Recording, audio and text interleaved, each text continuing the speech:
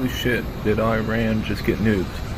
The secondary explosion that you'll see here mirrors the Beirut explosion, except it comes at a very perilous time, as we see tensions on the rise with Iran. So was this a potential strike of some sort? Let me know down in the comments below.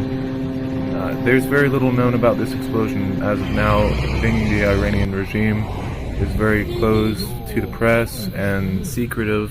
Thank you for watching. If you enjoyed this, consider subscribing.